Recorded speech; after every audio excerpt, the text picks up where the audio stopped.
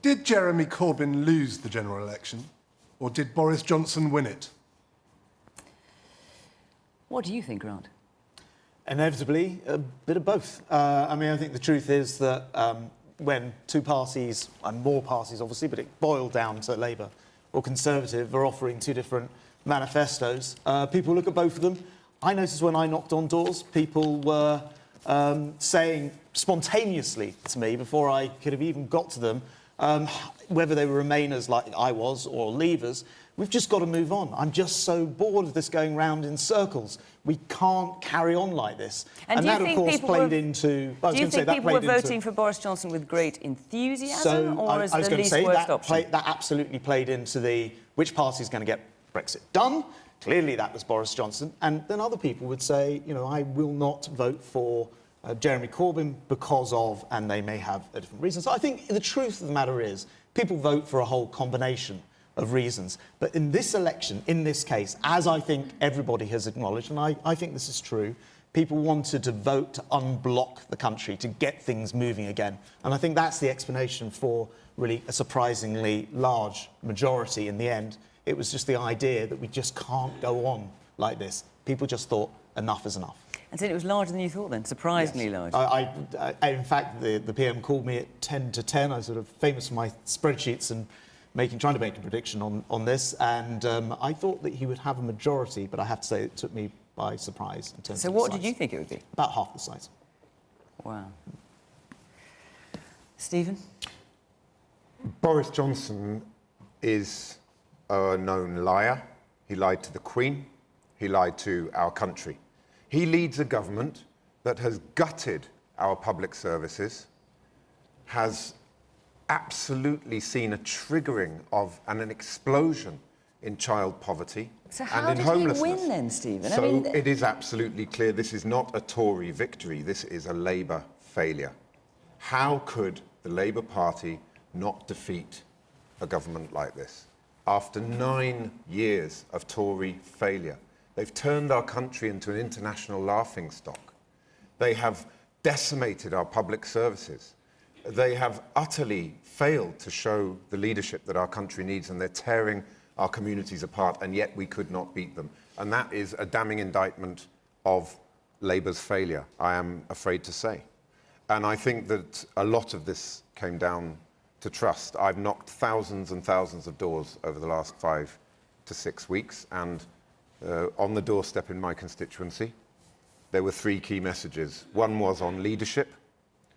Mr. Kinnock, we're sorry, we voted Labour all our lives, but we can't vote for you whilst Jeremy Corbyn is your leader.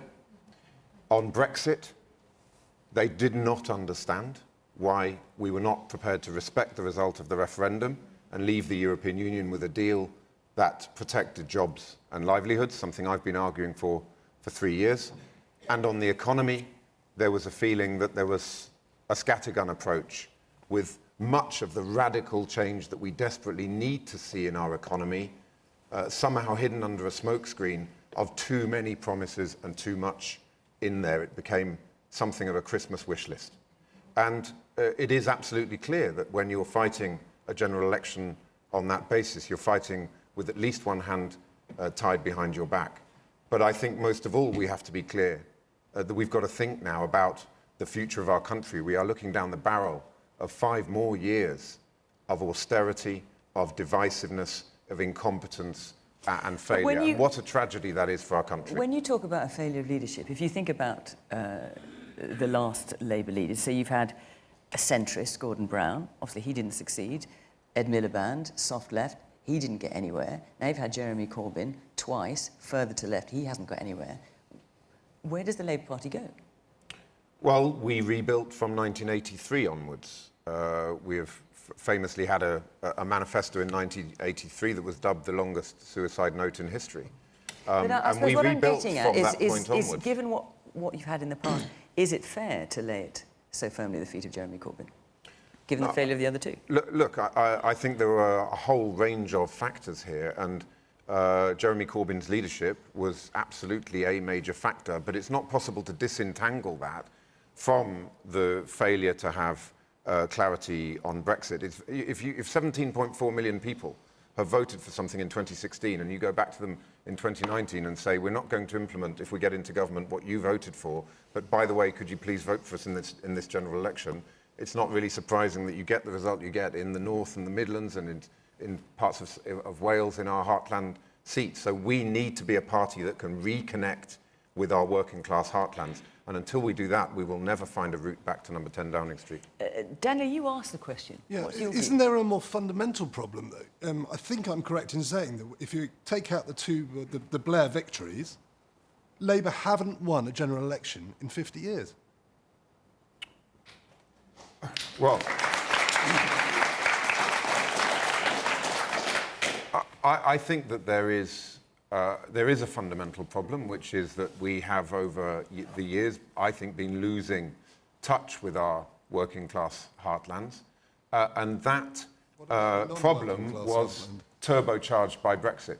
And our decision to shift to a position of not respecting the result of the referendum and going for a good deal that protected jobs and livelihoods, which is the position we had in our 2017 manifesto, where we did far, far better than expected. And I think that when you put those issues of leadership and trust together with that particular issue around Brexit, that was, I think, that was fundamentally at the heart of this failure in this general election.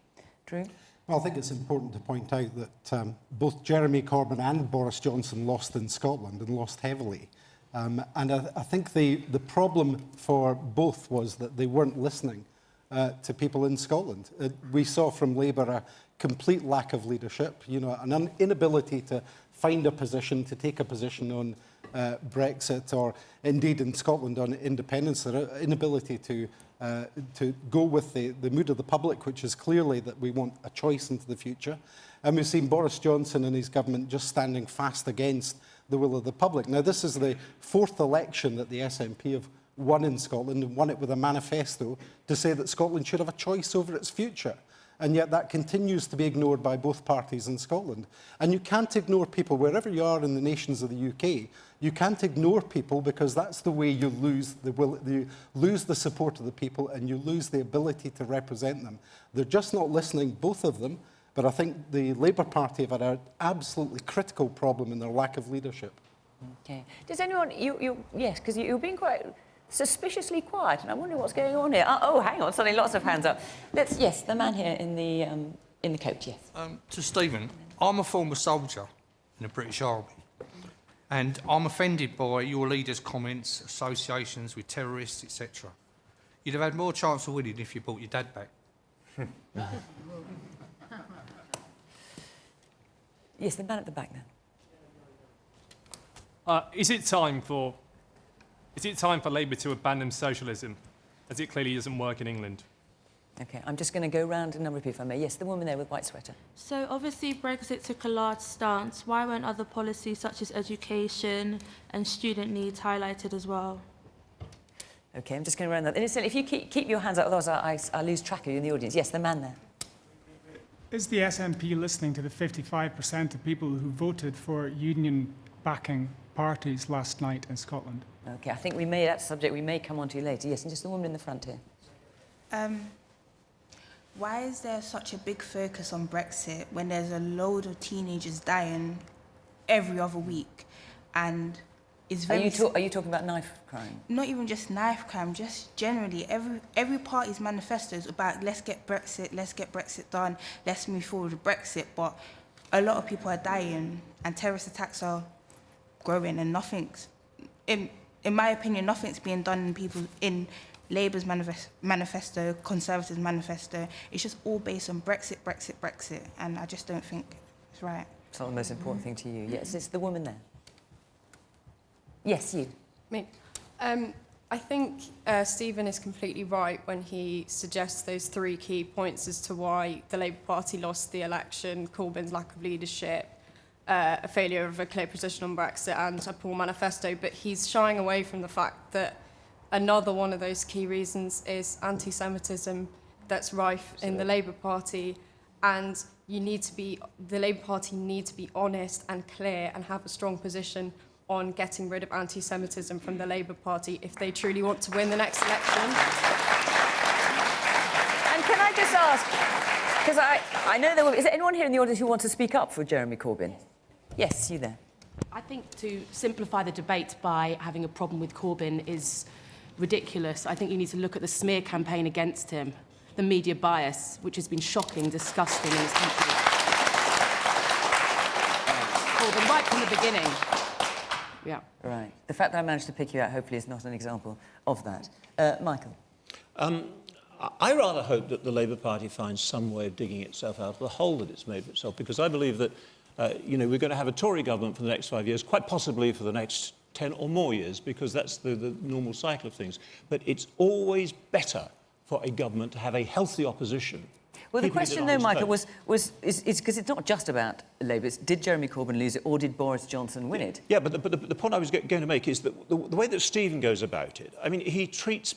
I'm afraid that your comments rather treated the electorate who have just elected by an overwhelming majority of Conservative government with contempt. You're saying, you know, it's all about we must concentrate on the future of the country. What do you think that the electorate were voting for yesterday other than the future of their country? They decided that Boris Johnson and the Conservatives had a much better record than your party with its anti-Semitism, which you have failed to deal with over years. And the first thing that I believe that you must do to get the Labour Party together again is to accept plurality. In other words, that people have a right to another opinion than yours, and clean up this despicable momentum anti-Semitism that you've been dealing with. Can I come back to you in a moment? Helen, I just want to hear what you've got to say. I had a really difficult time this election, and actually I thought for the first time ever I might spoil my ballot. And I felt like I was being asked to choose between Boris Johnson, who has been sacked twice for lying from jobs, not classically a great asset for someone who wants to become our Prime Minister, you know, who was unable to answer really fundamental questions, who was a social liberal and a pro-banker guy when he was London Mayor, and is now running on a tough law and order policy. I don't know who the real Boris Johnson is that people have voted for, frankly. I do come to Jeremy Corbyn, and having been a journalist, I previously worked on a left-leaning magazine, I've seen what it's like to try and cover the Labour Party fairly, and it is very hard because it is incredibly defensive for any criticism of the Labour Party. And I'm sorry, but sometimes you do have to face the fact that you are not perfect. Jeremy Corbyn is very much not perfect on anti-Semitism, and he had a campaign where I'm afraid he was defensive, petulant and pious. And I think that was repulsive to a lot of people. And I got into the ballot box and I thought, I don't think any of you people deserve to be in charge of this country. I don't. Okay.